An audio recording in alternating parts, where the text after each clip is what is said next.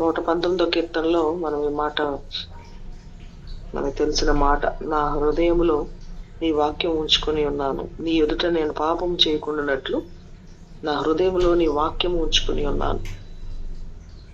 మన యొక్క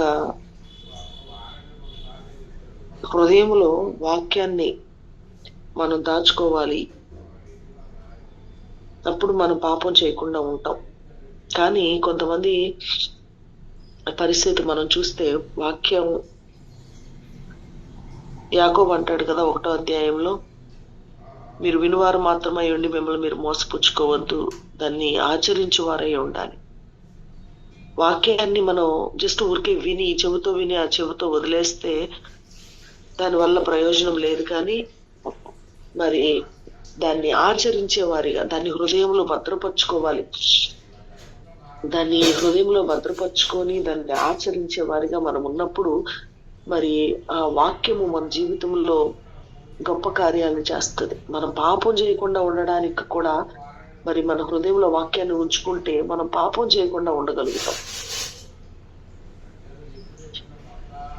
మరి మన హృదయంలో ఏమి ఉంచుకుంటున్నాము? వాక్యానికి చోటిస్తున్నామా, లేకపోతే పాపానికి చోటిస్తున్నామా? లేకపోతే ఇంకా ప్రసంగి అంటాడు,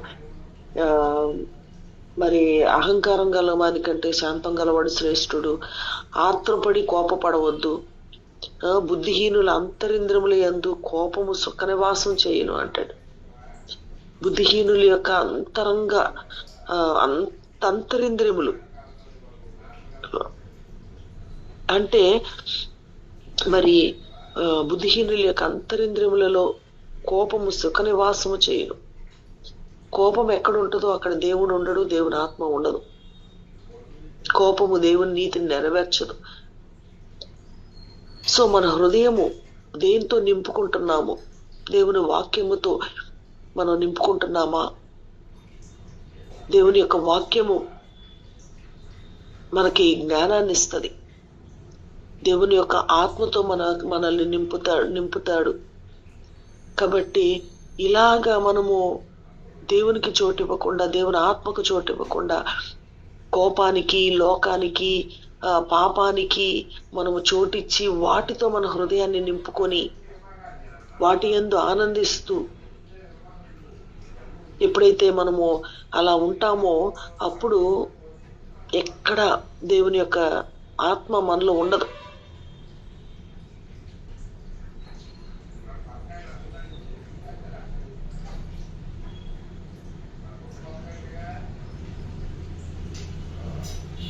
క్షమించలేని ఇదిని బట్టి కోపము, అసూయ, ఇలాగ మనం విసర్జించవలసిన వాటిని మన హృదయంలో పెట్టుకొని మనం ఉన్నట్లయితే వాటి వలన మనకి చాలా నష్టము. దేవుని యొక్క జ్ఞానం మనకు ఉండదు, వివేకం ఉండదు, మనం ఏమి చేయాలో ఏమి చేయకూడదు.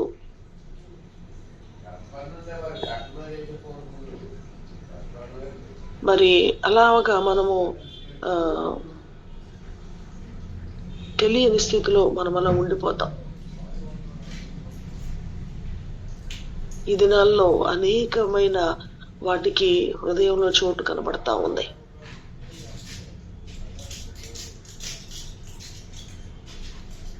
కొంతమంది క్షమించలేని పరిస్థితిని బట్టి ఆ కోపము వాళ్ళ హృదయాల్లో, వారి యొక్క అంతరింద్రములలో సుఖ నివాసం అంటే ఇంకా అది సెటిల్ అయిపోయింది, హ్యాపీగా సెటిల్ అయిపోయింది కదా. అది ఎక్కడికి ఎవరో దాన్ని కదపలేరు.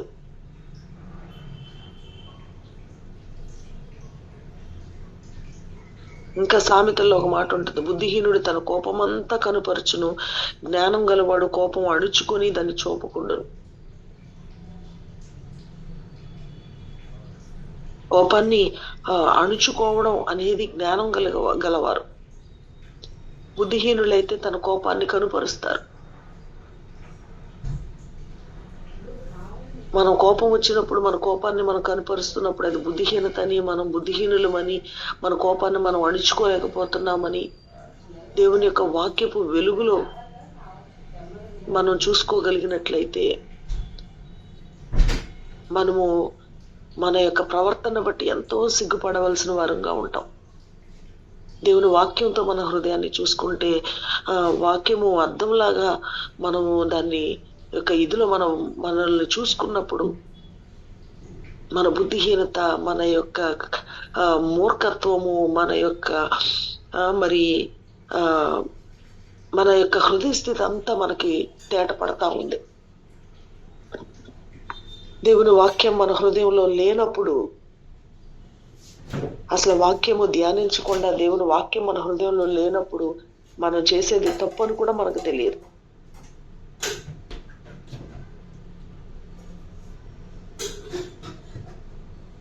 వాక్యం తెలిసినప్పుడు మనకి దేవుని యొక్క జ్ఞానాన్ని బట్టి, వాక్యాన్ని బట్టి మనకి ఏది తప్పో, ఏది చెయ్యాలో, ఏది చేయకూడదో, ఎక్కడ కూర్చోవాలో, ఎక్కడ కూర్చోకూడదు, ఈ జ్ఞానము, ఈ వివేకము అనేది మనకు ఉంటుంది. ఆ జ్ఞానం లేకపోవడాన్ని బట్టి అనేకమైన విషయాల్లో మనం పొరపాట్లు చేస్తూ ఉంటాం.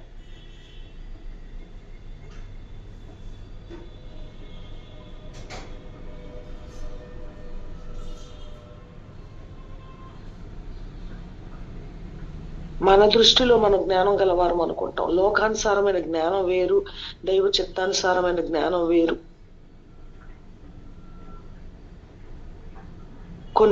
కొంతమంది దుఃఖము, పశ్చాత్తాపము మామూలుగా వాళ్ళ బిడ్డలను బట్టి, లేకపోతే భార్యను బట్టి, లేకపోతే శరీరానుసారమైన దుఃఖము ఎక్కువగా కనబడతా ఉంటాం. కానీ దైవ చిత్తానుసారమైన దుఃఖము అది మనకు రక్షణనిస్తుంది. సో జ్ఞానం కూడా 2 రకాల జ్ఞానం కనబడతా ఉంది. పశ్చాత్తాపం కూడా 2 రకాల పశ్చాత్తాపం కనబడతా ఉంది. ఈ దినాల్లో చాలా మంది మారుమనసుకు వస్తున్నారు. పశ్చాత్తాపడుతున్నట్లుగా వాళ్ళ పరిస్థితులను బట్టి, జరిగిన పరిస్థితులను బట్టి, వాళ్ళు చేసిన పొరపాట్లను బట్టి పశ్చాత్తాపడటం, ఇంకా రక్షణ వచ్చేసింది అని అనుకొని వెళ్ళిపోవడం. నిజంగా దేవుని ఆత్మ ఉంది, భ్రమపరిచే ఆత్మ ఉంది. దర్శనాలు వచ్చేసి ఏదో దర్శనం వచ్చింది అని చెప్పేసి ఇంకా దర్శనం వస్తే నాకు ఇంకా రక్షణ వచ్చేసింది, వాళ్ళు పాపం ఒప్పుకోవడం లేదు, పశ్చాత్తాపడటం లేదు, పాపం నుంచి విడుదల లేదు, ఏమీ లేవు. కానీ ఏదో చిన్న దర్శనం వచ్చింది అని చెప్పి వాళ్ళు మారుమనసు పొందేశాము అని అనుకుంటున్నారు. నిజంగా పరిపూర్ణంగా మారుమనసు పొందకుండా వెళ్ళిపోతున్న వాళ్ళు అనేక మంది ఉంటున్నారు.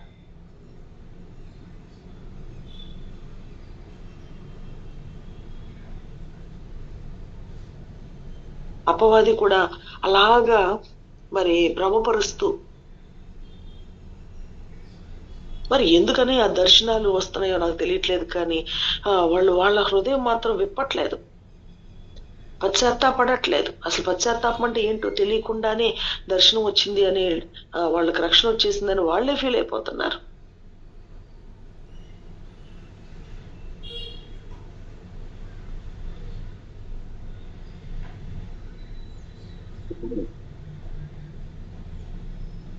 ఏదో గొడవ అయ్యి ఇంట్లో వాళ్ళు ఏదో తప్పు చేస్తున్నారని బయటపడిపోయి, అది తెలిసిపోయి వాళ్ళు మారుమనసు పొందటానికి రావటం, అది మాత్రమే ఒప్పుకొని ఇంకా నేను ఎన్నడూ ఏ తప్పు చేయలేదు అన్నట్లుగా ఆ యాటిట్యూడ్ చూపిస్తూ ఏదో దర్శనం వచ్చింది అన్నట్టు పశ్చాత్తాపడినట్లు చేయటం, వెళ్ళిపోవడం.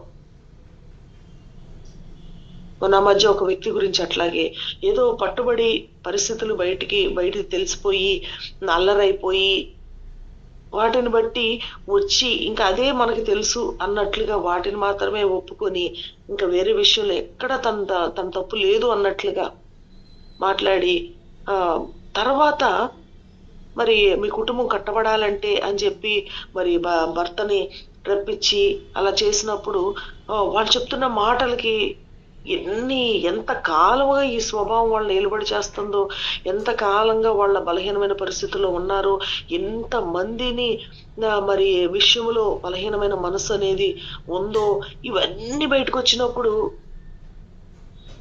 వాళ్ళు వాటిని వాళ్ళ పార్ట్నర్ దగ్గర యాక్సెప్ట్ చేస్తూ బయటపడినప్పుడల్లా బయటపడింది మాత్రమే యాక్సెప్ట్ చేయడం. మన గురించి ఏ విషయం అయితే బయటపడిందో దాన్ని మాత్రమే ఒప్పుకుంటూ మనం విడుదల పొందాము అని అంటే అది ఎంత వివేకమో చూడండి.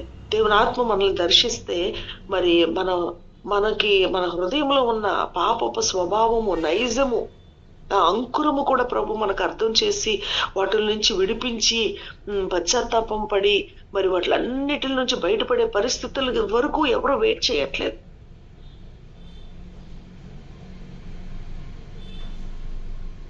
చాలా విచారం. మారుమనసు పొందిన వాళ్ళు, నిజంగా దేవుని ఆత్మచేత దర్శించబడిన వాళ్ళు మారుమనసు పొందే వాళ్ళ కోసం ప్రార్థన చేయాలి. సరైన మారుమనసు లేకపోవడాన్ని బట్టి నిజంగా ఒకప్పుడు మంచి మారుమనసు పొంది వాళ్ళు వాళ్ళ యొక్క మార్పు, వాళ్ళ యొక్క ప్రవర్తన బట్టి ఆ ఊర్లో చాలా మంది మారుమనసు పొందేవాళ్ళు. కానీ ఈ రోజుల్లో మారుమనసు ఒకళ్ళు పొందిన దాన్ని బట్టి వాళ్ళ ప్రవర్తన చూసి ఇంకా నలుగురు మారుమనసు పొందటానికి రావటం అనే ప్రసక్తి కనపడట్లేదు. మారుమనసు పొందుకోవటం వచ్చేవాళ్ళు ఎక్కువ మంది మంచి ఉద్దేశంతో మారుమనసు పొందాలి అని రావడం కాదు.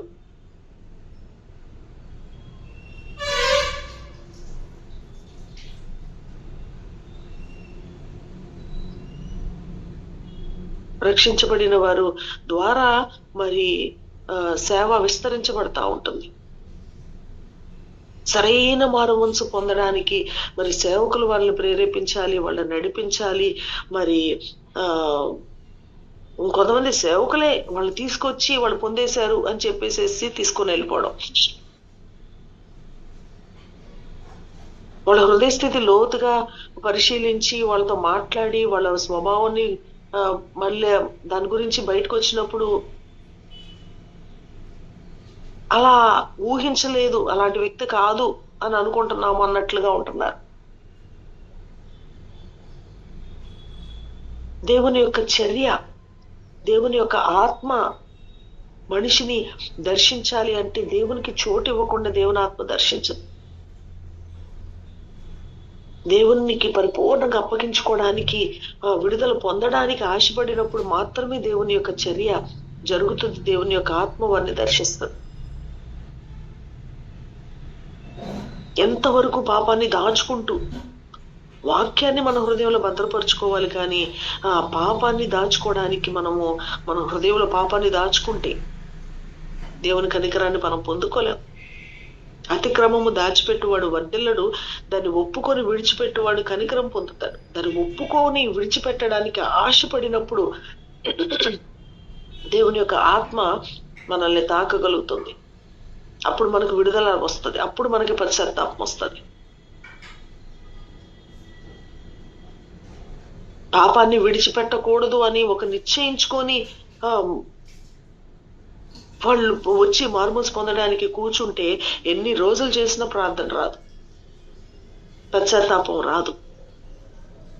కానీ ఏదో దర్శనం అయితే వస్తున్నట్టుంది, దాన్ని బట్టి దేవుడు మమ్మల్ని దర్శించాడని వెళ్ళిపోతున్నారు. ఎంత మనల్ని మనమే మోసం చేసుకునే పరిస్థితుల్లో మనం ఉన్నట్లయితే ఎంత విచారం,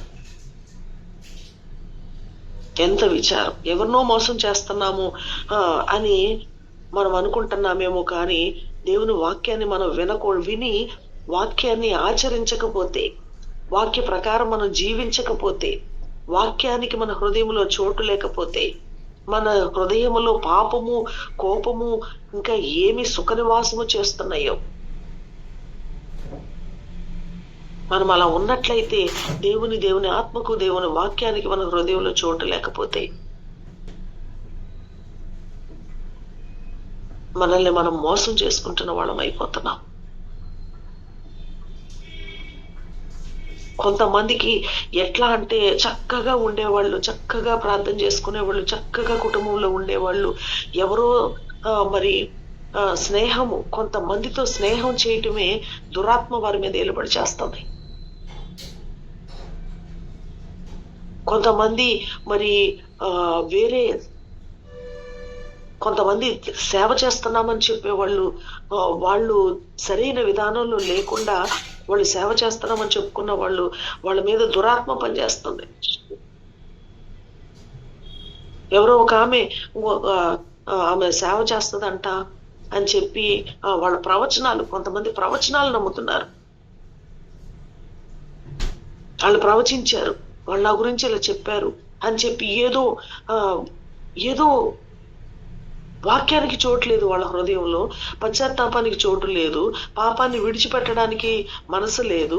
కానీ ప్రవచనాలు కావాలి, ఏమో సూచనలు కావాలి, ఏమో మరి అలాంటి వాటికి వ్యర్థమైన వాటి యందు మనసు పెట్టొద్దని దేవుని వాక్యం సెలవిస్తా ఉంటుంటే, అలాంటి వాళ్ళతో మాట్లాడడం, అలాంటి వాళ్ళ దగ్గరికి వెళ్ళడం, లిటరల్ గా ఒక ఆమె అలా వెళ్ళి దురాత్మ మీద ఏలుబడి చేసింది.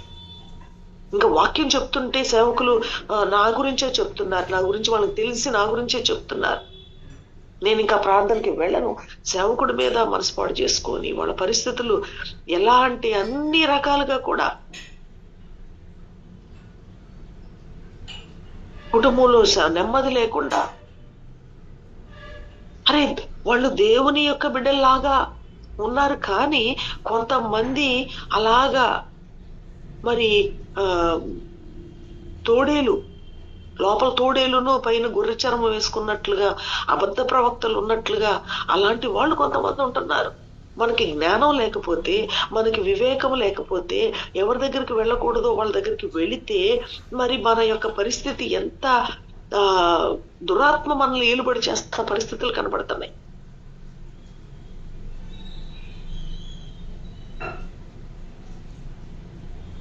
ఆమె తను చాలా భయంకరమైన దీనమైన పరిస్థితిలోకి వెళ్ళిపోయింది.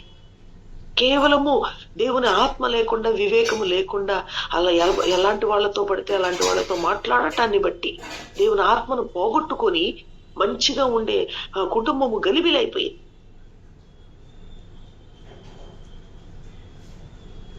ప్రవచనాలు నమ్మడం, పాపాన్ని ఒప్పుకోవడం లేదు, కానీ ప్రవచనాన్ని నమ్మడం. ఎందుకు మనకి ఇవన్నీ? దేవుని ఆత్మకు మనం చోటు ఇవ్వకుండా ఎవరో మన గురించి చెప్పి ఎందుకు మనకి ఇవన్నీ? వ్యర్థమైన వాటి ఎందుకు మనం మనసు పెట్టి దేవుని ఆత్మని పూర్తిగా పోగొట్టుకొని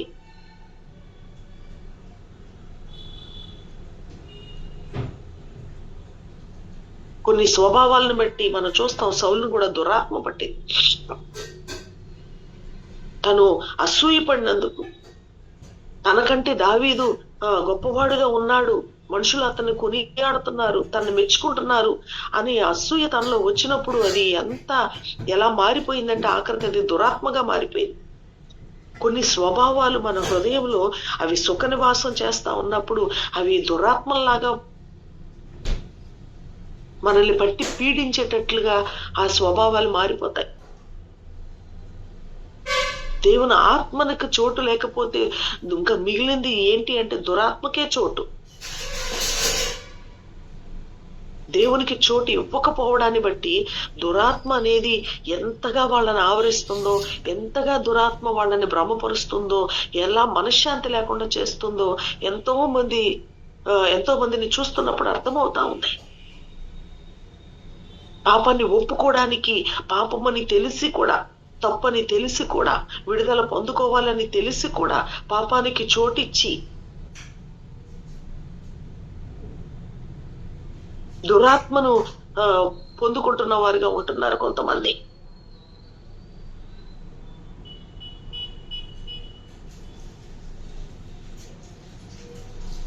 ఎలాగ దేవుని ఆత్మ చేత అభిషేకించబడిన వాడు సౌలు,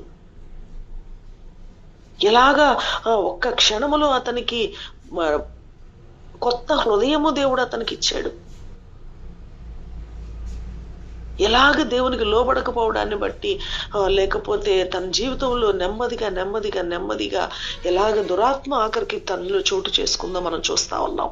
ఈ దినాల్లో చాలా మంది అలా అయిపోతున్న పరిస్థితులే కనబడతా ఉన్నాయి. వాళ్ళ చర్యలు, వాళ్ళ ప్రవర్తన, వాళ్ళ విధానము అది ఏంటో అర్థం కాని పరిస్థితిలాగా కనబడతాం. దురాత్మ చేత పీడించబడుతున్న పరిస్థితులు కనబడతా ఉన్నాయి. కాబట్టి దేవునికి చోటిద్దాం, దేవుని ఆత్మకు మనం చోటిద్దాం. వ్యర్థమైన వాటిని మన హృదయంలో నుంచి మనం తీసివేసుకుందాం. ఎక్కడ ఊరికినే మనము పాపాన్ని ఒప్పుకోలేని వాళ్ళు ఎవరితో పడితే వాళ్ళతో ప్రార్థన చేయించుకుంటారు. లేకపోతే ఎవరు చెప్పిన మాటలు పడితే వాళ్ళ మాటలు వింటారు. ఏదో ప్రవచనాలు ఏదో విపరీతమైన వాటికి మనసు పెడతారు. చాలా ఇదిగా కదిలిపోతారు. జ్ఞానం లేకపోవడం, దేవుని యొక్క ఆత్మను మనము వివేచించలేకపోవడం, ఆత్మలను వివేచించలేకపోవడం. కైలాస్ మహర్షి బుక్ లో ఒక మాట, ఆయన చూడగలడు ఎలాంటి అంటే తనకు మరణము, ప్రభు వచ్చే వరకు మరణం ఉండదని చెప్పి అతను అలాగా దేవుని కొరకు ఉండిపోయాడు. ఆ కైలాష్ లో, ఆ మంచు కొండల్లో తన ఒంటి నిండా ఆ రోమాలు వచ్చేసి అలాగా ఉన్నాడు. దేవుడే మనిషి రూపంలో వస్తాడు అని చెప్పాడు ఆయన అలా రావడం నేను చూస్తున్నాను అని చెప్పాడు. దేవుని జ్ఞానం లేక మనం అనేకుల్ని తృణీకరిస్తాం, అనేకుల్ని మనము చేర్చుకోవాల్సిన వాళ్ళని చేర్చుకోలేకపోతాం. నేను మరలా రేపు కొన్ని విషయాలు చెప్తాను. కానీ మరి చూడండి, జ్ఞానం లేకపోవడాన్ని బట్టి ఎలాగ ఫూలిష్ గా మనము దేవునికి దూరం అయిపోతున్నాము. మన హృదయాన్ని పరిశీలన చేసుకుందాం. దేవుని ఆత్మచేత నేనున్నానా? దేవుని ఆత్మచేత నడిపించబడుతున్నానా? దేవుని చిత్తంలో నేనున్నానా? దేవునికి ఇష్టంగా నేనున్నానా? దేవుని దీవెన పొందుకోగలుగుతున్నానా? దేవుని ఉగ్రతకు నేను గురవుతున్నానా? దేనికి చోటిస్తున్నాము? దేని మీద మనసు పెడుతున్నాము? దేన్ని దృష్టిస్తున్నాము? వీటిని మనం పరిశీలన చేసుకోకపోతే మనం చాలా నష్టపోతాం. చిన్న ప్రార్థన చేసుకుందాం. మన హృదయాలను పరిశీలన చేసుకుందాం. దేనిని బట్టి దేవుని ఆత్మను పోగొట్టుకుంటున్నాము? దేనిని బట్టి దురాత్మకు చోటిచ్చిన వాళ్ళం అవుతున్నాము అని ఒక్కసారి మన హృదయాలను పరిశీలన చేసుకుందాం. Recording stop.